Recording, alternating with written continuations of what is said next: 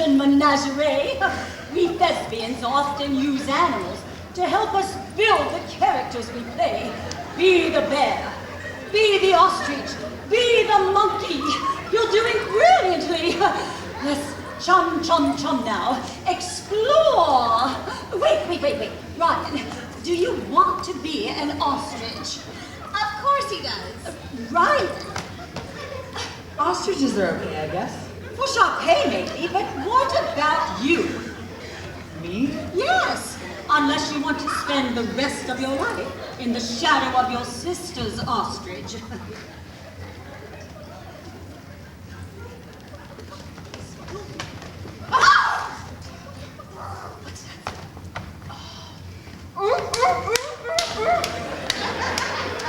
The answer is yes. Huh? I'm so glad you changed your mind about the decathlon. I mean, with credentials like these, we have the title. Where did those come from? Didn't you slip them in my locker? Of course not. Well, we'd be glad to have you on the team at any rate. I mean, we practice almost every day after school. Please! I don't know. I need to catch up on the curriculum here before I think about joining any clubs. But what's a better way to catch up on the curriculum than to hang out with the smartest kids in school?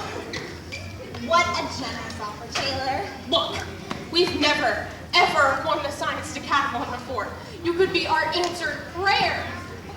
Well, okay, I guess I can do it.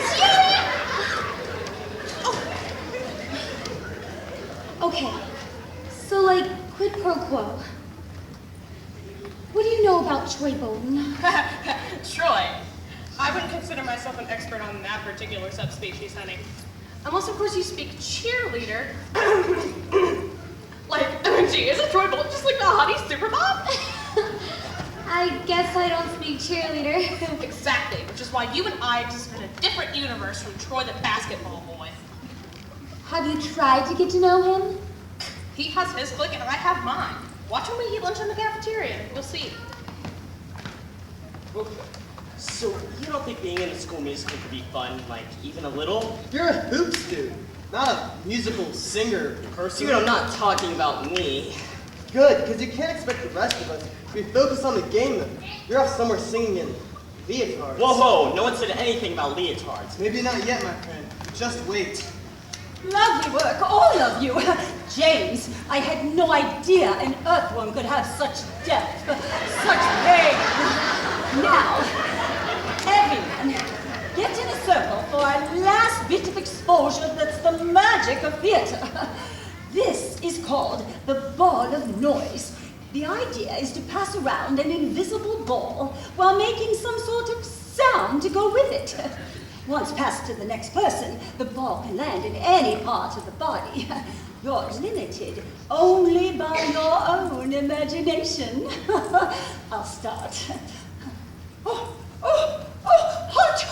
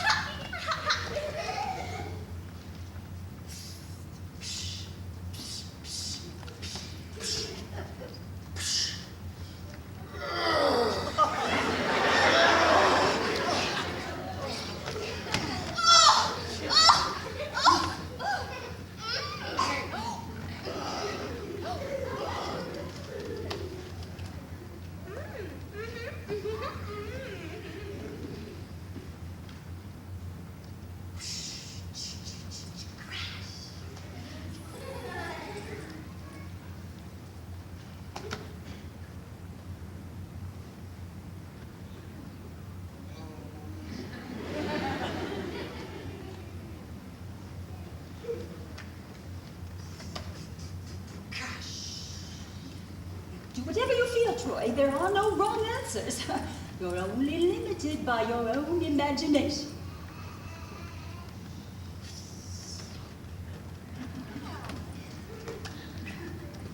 Wonderful, Troy! Everyone help him before the ball crushes him under his weight. Where's my team, Jarvis? What the heck have you got these kids doing here? It's called the Ball of Noise, Coach Bolton. I run my detention my way, and you can run yours your way. These students need to be exposed to the arts by any means necessary. Yeah, Tom.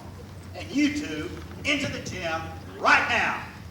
Detention is over for today. You were all brilliant. It was an honor and a privilege watching you risk. I expect to see some of you tomorrow afternoon at the auditions. But remember, be on time. Now scoot, and you may collect your phones. Chad and Troy are my two-star players. You can't have them in here acting like idiots when they're supposed to be at practice. They were not acting like idiots. They were acting like actors. If Troy and Chad were theater performers instead of athletes, would you seek preferential treatment for them? Jarvis. I think not. Jarvis! We are days away from the biggest game of the year.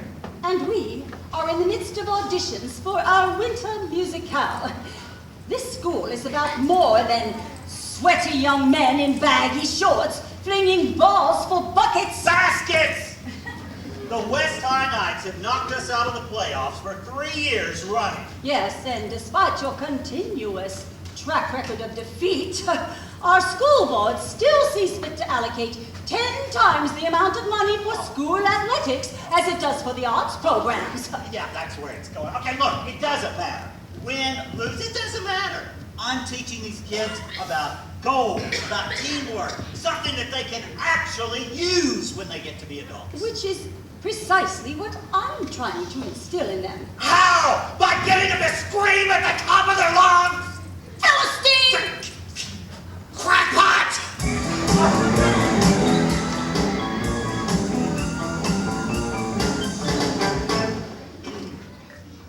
Hey, Beeps. Welcome back to another train wreck of a school day. The auditions for Juliet and Romeo will start at 3 p.m. sharp. So you verily forsootheth dudes better rev at the under vocal cords. This is Jack Scott, over and out in 5, 4, 3, 2, and 1.